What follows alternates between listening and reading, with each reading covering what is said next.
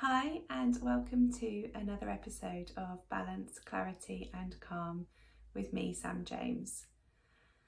As most of you know, I am a life coach and a positive psychology practitioner, and I work with individuals and groups of people and teams to help them bring about a sense of well-being, to find ways of looking after their well-being, and how to live a life that feels good for them.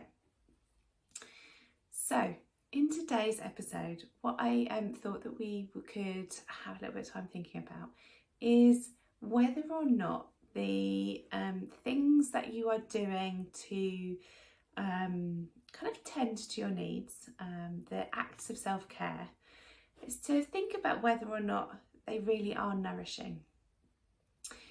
Now, where I'm coming from with this is that often when we are tired, when we are on our knees feeling kind of like just done in at the end of the day, and we're just so tired we can't think of what to do for ourselves, it can be really easy to kind of reach for the habits, to do the behaviours that maybe we've always done. Also, in those times where we are feeling stressed, when life is feeling particularly difficult, particularly painful, and just, each day just feels like a really difficult day to get through, again, we can reach for the habitual things that bring us comfort. Now, some of those things may well be exactly what we need in those moments, and that's brilliant. But also, what some of the research shows us is that things that we think are going to help us to cope and help us to manage are actually the opposite of what they do.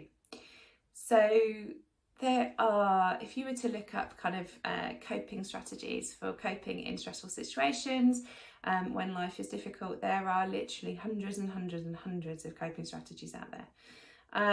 And they are very similar to the self-care strategies that you will kind of be familiar with. But what we know from the research is that actually not all of them are beneficial to us, not all of them help us. Yet they are often the things that we do automatically. And it can just be really useful to take stock, to consider how you spend your time when you're not working. Now, I know that actually for lots of us, we are juggling work or careers, business, but as well as family life and lots of other hats that we're wearing. So it's thinking about the time that you have when you're not having demands on your time, where maybe you do have some capacity and some choice around how you spend your time. And then consider how you're spending it. So, kind of like, let's, for kind of ease sake, say kind of like our free time or leisure time. Now, I'm saying that in inverted commas because I know that for many of us, we feel time poor and that we don't have very much of that. And that's why it makes it really important for us to think about how we do spend it. So, some of the things that we can reach for actually don't necessarily replenish us. We don't necessarily feel better for them. So, kind of, don't get me wrong, I absolutely love a Netflix binge. But I know that if I was to do that day in, day out for a long period of time, actually it's not beneficial to me any longer. It doesn't actually start to fill my cup up anymore. As does, having a glass of wine or a gin or a beer. Again, those things are pleasurable and they can be, a positive experience when in the right context. But again, if they become the only thing that we reach for, the only kind of, then they become like a crutch. And some of these things are more about kind of escapism and numbing.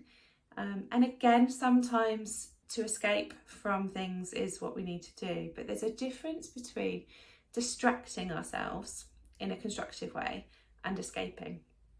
And when we are escaping from things, we're almost just sort of numbing it. We're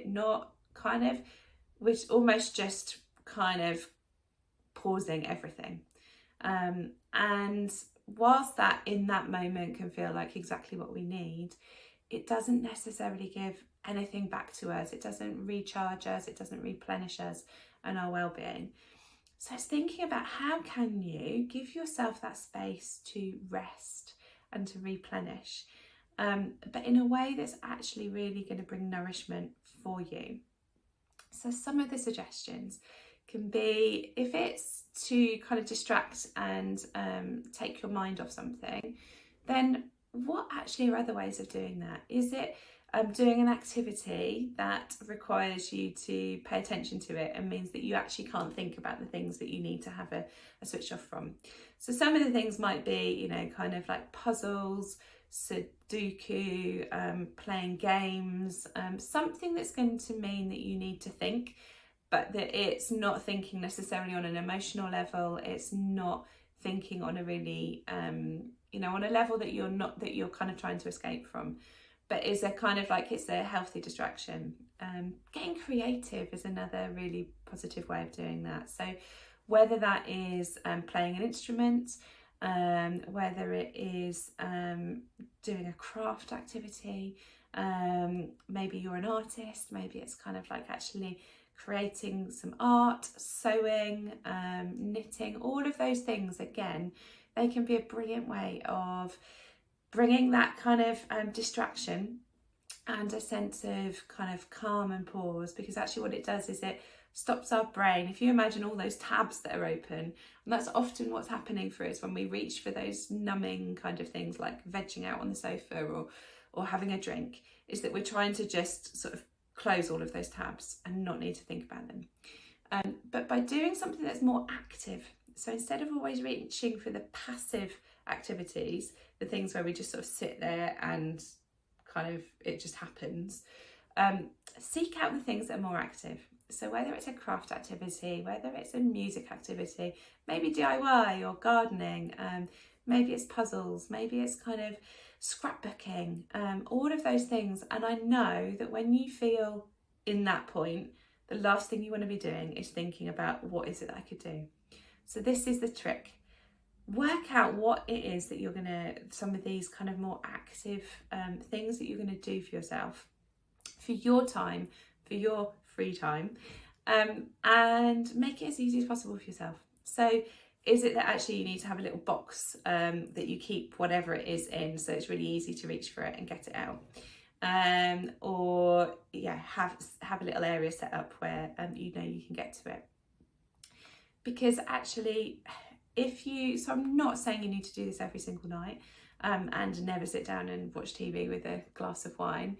It's just about thinking about your week overall and thinking about bringing in some activity, because what some of the research indicates is that people who are more active in their kind of leisure time, their free time, tend to then find it easier to get up the next morning and get into work mode or whatever it is that's being kind of expected of you the next morning.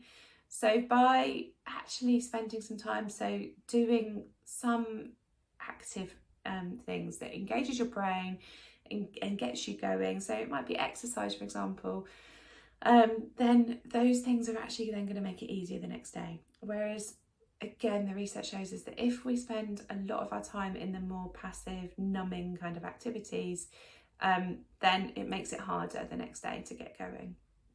So top tip, just take stock of what your coping strategies are, what your self-care practices are, and just try and have a look and see, is there a balance in there?